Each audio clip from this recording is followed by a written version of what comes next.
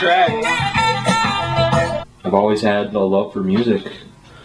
My parents really always showed me to love it, and my brother's always been a musician my whole life, so he taught me how to be involved in it. And I mean, some of my earliest memories were, playing my acoustic guitar, pretending I was Raffi, not really playing it, but just fake strumming it. But yeah, always loved music. I wrote my first song on my guitar when I was in the 6th grade.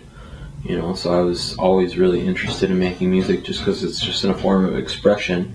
You start flipping through the record store. Today at Hyman's I was going through, like specific genres. I was like, I'm going to flip through some jazz right now. I'm going to flip through some, R&B. I always try to stick between like 1968 and like 1979 is usually the sweet spots.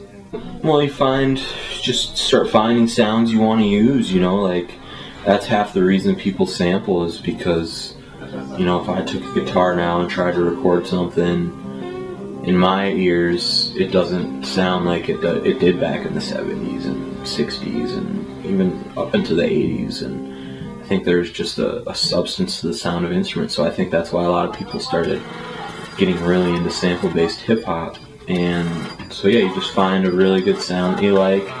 It's not as easy as it sounds to try to take two songs that were recorded 3-4 decades ago and trying to get them to match. It's like the songs are different, so you got to find ones that are all in the right key. I'm Scott Worm from South St. Paul, Minnesota. I produce hip hop music, which is essentially the instrumentation that rappers rap to. You start to get an ear for it, what you want the beat to sound like.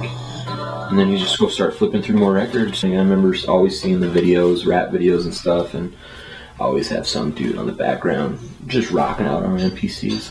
Which is tried and true, one of the quintessential hip-hop instruments. You record through your computer. Pro Tools is kind of the industry standard. And then it's a lot of audio tweaking, just me sitting and slightly raising and lowering levels so everything blends together and it gets a good mix. And once it's finished, then I bounce it down and I'll email it to whoever I'm working with at the time.